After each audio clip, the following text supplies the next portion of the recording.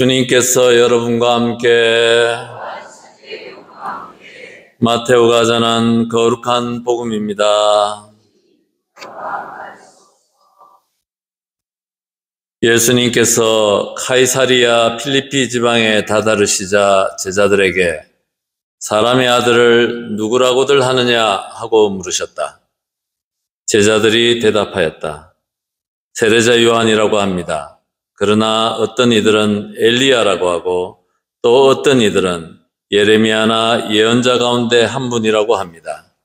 예수님께서 그러면 너희는 나를 누구라고 하느냐 하고 물으시자 시몬 베드로가 스승님은 살아계신 하느님의 아드님 그리스도이십니다 하고 대답하였다. 그러자 예수님께서 그에게 이르셨다. 시몬 바르요나야 너는 행복하다. 살과 피가 아니라 하늘에 계신 내 아버지께서 그것을 너에게 알려주셨기 때문이다. 나 또한 너에게 말한다. 너는 베드로이다. 내가 이 반석 위에 내 교회를 세울 터인즉 저승의 세력도 그것을 이기지 못할 것이다. 또 나는 너에게 하늘나라의 열쇠를 주겠다. 그러니 내가 무엇이든지 땅에서 매면 하늘에서도 매일 것이고 내가 무엇이든지 땅에서 풀면 하늘에서도 풀릴 것이다. 그런 다음 제자들에게 당신이 그리스도라는 것을 아무에게도 말하지 말라고 분부하셨다. 주님의 말씀입니다.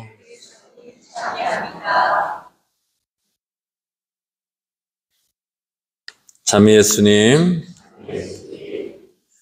오늘 복음에서 우리는 베드로 사도의 신앙 고백이죠.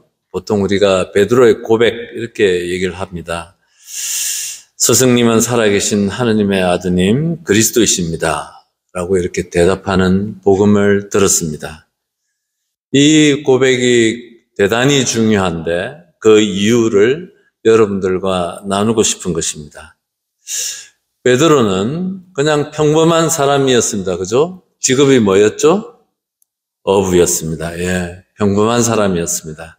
그것도 갈릴레아 지역의 어부니까 그렇게 별 볼 일 없는 지역에 별 볼 일 없는 그런 직업을 가진 사람이었을지도 모릅니다. 하지만 유다인이었기 때문에 베드로는 하느님은 위대하시지만 가깝게 가기에는 두려운 분이셨을 수도 몰라요. 그리고 옛날 이야기 속에 들어봤을 것입니다. 하느님께서 자기 조상들에게 어떻게 했는지 옛날 이야기 들었었겠죠. 그러니까 별 하느님 체험이 없는 베드로였어요. 그냥 하느님은 내 일상하고 별 상관이 없고 침묵하시고 먼 역사 속에서나 계시는 그런 분 정도였을 거예요. 그런데 베드로가 예수님을 만나서 어떻게 했죠? 그분을 따라다니기 시작하고 따라다닐 때 배도 버리고, 그죠? 그리고 또 다 모든 걸 버리고 예수님을 따라다니면서 예수님을 체험하고 같이 먹고 자고 또 가르침도 천국에 관한 하늘나라에 관한 복음 말씀도 듣고 또 공동체 생활을 이렇게 하고 또 기도하는 것도 배우고 이렇게 했을 것입니다. 오늘 복음에서 이 베드로의 이 고백, 스승님은 살아계신 하느님의 아드님 그리스도이십니다라는 이 고백은 이런 굉장히 중요한데 뭐냐면은 바로 예수 그리스도 안에서 베드로가 처음으로 하느님을 체험하는 그 신앙 고백인 것이에요. 그냥 그전에는 저 멀리 있고 근접하기 어렵고 역사 속에서나 계셨고 정말 가깝게 다가갈 수 없는 분이었는데 이제는 하느님이 가깝게 예수 그리스도 안에서 하느님이 발견되어지고 그걸 고백하는 거예요. 당신은 하느님께서 보내신 그리스도 하느님이십니다라는 고백을 하는 거예요. 이게 우리한테 중요한 것이죠. 그러니까 우리도 많은 경우에 베드로처럼 처음에 하느님에 대한 우리의 신앙은 저 멀리 있는 신앙, 잘 모르겠고 내 생활하고 별 상관없는 것 같고 신부님들이 강론 때에서 하느님에 관해서 또 예수 그리스도에 대해서 강론 이렇게 저렇게 많은 얘기를 들었는데도 별로 마음에 잘 안 다가오고 그렇지 않으십니까? 별로 다가오지 않는 거예요. 그냥 남이 들려주는 이야기인데 내 스스로 직접적으로 하느님 체험이 일어나지 않는 것이죠. 근데 베드로가 오늘 자기 신앙 고백 안에서 예수님 안에서 하느님을 봤다라는 그 고백을 하는 것이고, 우리도 그 신앙으로 초대하는 거예요, 복음서가. 우리들도 예수 그리스도 안에서 하느님을 보라라는 신앙으로 초대하는 것입니다. 딴 것이 아니고 바로 그 예수님의 인격 안에서 드러나는, 그래서 우리가 하느님을 가깝게 느끼라고 그분께서 육신을 취하셔서 인간이 되셨고 우리와 함께 하셨고 우리와 같이 동거동락 먹고 마시고 이렇게 하면서 그 삶을 살아가는 그 삶을 보여주셨고 하느님의 생명과 사랑을 다 보여주신 것이, 그것을 보고 배우고 느끼라고 그렇게 한 것입니다. 그래서 이제 복음서 안에 주의 깊게 보면은 예수님의 제자들이 있죠. 제자들이 있고 또 한 무리의 사람들이 있는데 누구겠습니까? 군중입니다. 군중. 또는 그냥 무리들을 이루고 있다라고 얘기하죠. 한 그룹은 예수님을 이렇게 만나는 거예요. 예수님을 만나고 예수님이 특별한 사람으로 마음에 다가오는 사람들을 우리는 제자라고 하고, 우리도 그렇게 불리워진 거예요. 제자들이 되라고, 예수님을 만나라고.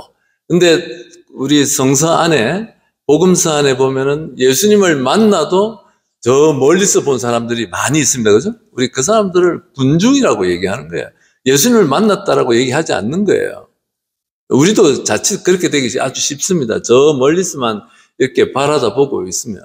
근데 오늘 복음의 핵심 베드로의 고백은 당신은 하느님의 아들 그리스도이십니다. 살아계신 하느님의 아들 그리스도이십니다라는 고백은 예수 그리스도 안에서 자기가 뭔가를 특별히 봤다는 거예요. 하느님을 봤다는 그 고백이고, 그 고백이 우리의 고백이 되도록 초대하는 복음입니다. 예. 그러면은 예수님을 만난다는 말, 베드로가 만났고, 사마리아 여인도 만났고, 자케오도 만났고, 지난 주일이었나요? 지지난 주일이었나요? 그 가나안 여인도 만나고, 다 예수님을 만난 사람들의 얘기를 우리가 들었지 않습니까? 예수님을 만나서 삶이 변화되었다. 새로운 삶, 새로운 것이 떠지고, 그래서 그전에는 생명력이 없는 삶을 살다가 정말 생명력 있게 사랑이 넘치는 새로운 삶을 살았다는 이야기가 복음서의 이야기들이에요. 우리에게 끊임없이 들려주는 이야기들입니다. 근데 이렇게 예수님을 만난다는 것이, 그러면은 눈으로 보고 귀로 들어야 되는가? 꿈에서 또는 뭐 환상 속에서 실제로 귀로 듣고 눈으로 봐야지 보는 것인가? 아니죠. 저도 그렇게 예수님을 본 적이 없습니다. 제가 예수님을 만나는 것은 말씀 안에서, 말씀이 하느님이시고 말씀이 하느님의 생각이시고 사상이시고 하느님의 가치예요. 그래서 말씀 안에서 만나야 되고, 또 우리가 지금 기억하고 여러분들이 그 정말 소중한 주일 시간, 평생 동안 오셔서 우리가 거행하는 이 성체성사 안에서 만나야 되는 것이죠. 멀리서 보는 게 아니라 가깝게 만나야 되는 것이죠. 예. 그래서 예수님을 만난다는 것이 눈으로 보고 귀로 듣고 환상과 꿈결에서 특별하게 만나는 게 아니라 우리 바로 매일 들려오는 하느님의 말씀 안에서 만나야 되고, 성체성사 안에서 만나야 되고, 여러분들이 이루고 있는, 오늘도 우리 구역에서 어제부터 와서 그 더운데, 어제 에어컨이 제대로 안 돌아가가지고 더 더운데 구역에서 음식하면서 이 공동체 안에서 형제 자매들의 그 안에서 하느님을 만나고 예수님을 만나라고 초대받는 것입니다, 여러분들. 예, 오늘 강론을 준비하면서 예수님, 베드로가 예수님을 만나서 이제 특별하게 만난 것이죠. 그냥 저 멀리서 본 것이 아니라 예수님이 베드로의 마음속에 특별한 존재가 되는 만남이 일어나서 그 신앙 고백을 하는데 생각났던 소설 여러분들 다 잘 알고 있고 우리 학교 다닐 때 이거 안 읽어본 사람 거의 없는 어린 왕자, 생텍쥐베리의 어린 왕자 소설이 생각이 났어요. 다 잊어버리셨을지 혹시 몰라서 제가 간단하게 이 안에서 중요한 이 만남, 생텍쥐베리는 이 만남이라는 주제를 갖고 다루고 있는 거예요. 그래서 이제 비행기 조종사의 독백으로 시작을 하는 거예요. 이 비행기 조종사가 어렸을 때 딱 그림을 하나 그려가지고 코끼리를 삼킨 보아뱀 이야기 들어보셨습니까? 그러니까 딱 그려서 어른들한테 보여주니까 어른들이 뭐라고 했죠? 아무도 보아뱀을 보지 못하는 거예요. 뭘로 봤냐면 모자로 보는 거예요. 모자로.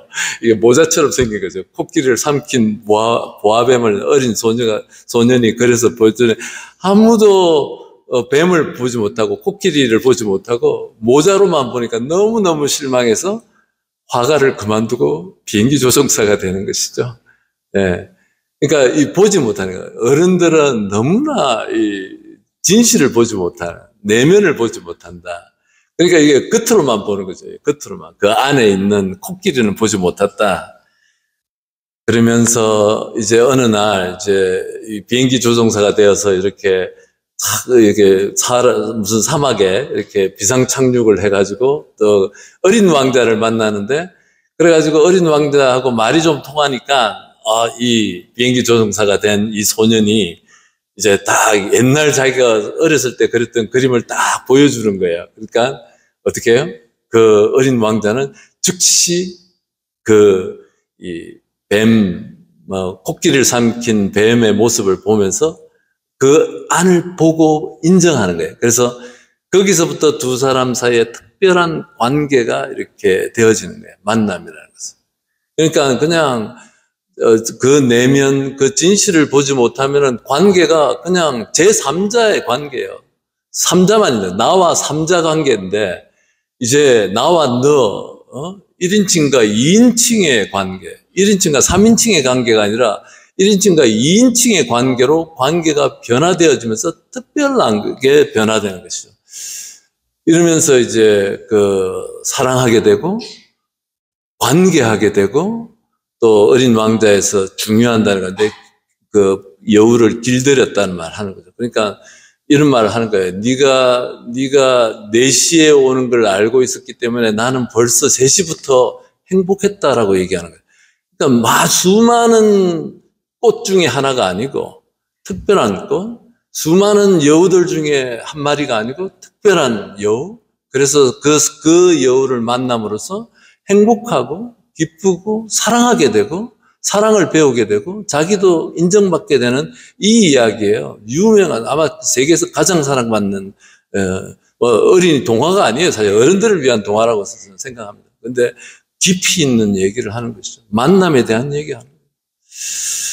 제가 왜 이 생각이 났냐면은 바로 우리 예수님도 그래요. 예수님을 만나는 것도 1인칭과 3인칭 관계로 우리가 만날 수 있는 위험이 있는 거예요. 오늘 베드로의 고백은 베드로가 당신이 나에게 특별한 존재입니다라는 1인칭과 2인칭 관계로 만나는 거예요. 특별하고 자기를 구원하는 하느님.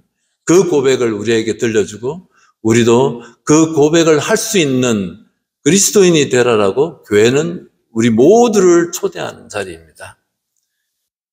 예, 베드로의 고백은 특별한 관계, 사랑의 관계가 벌써 예수님 사이에서 베드로와 시작되었다라는 것을 우리에게 알려주고 있습니다. 우리도 이런 예수님을 특별한 분으로 내 삶 안에 정말 그분 때문에 행복하고 그분을 생각만 해도 기쁘고 그분과 함께하는 것이 행복하고 하는 그런 관계로 오늘 복음은 우리를 초대하고 있습니다. 그래서 우리가 말씀 안에서 또 공동체 안에서 무엇보다도 성체성사 안에서 그분을 3인칭 저 멀리 있는 분으로 만나는 것이 아니라 나에게 정말 생명을 주시는 분, 나에게 사랑을 주시는 분, 나와 함께 하시는 분, 나의 고통 속에서 나의 좌절과 어려움, 온갖 이 세상을 살아가는 만나는 그 어둠과 힘듦과 고통 속에서도 나와 함께 하신 그분을 가깝게 특별하게 만날 수 있도록 미사 중에 은총을 청하시기 바랍니다.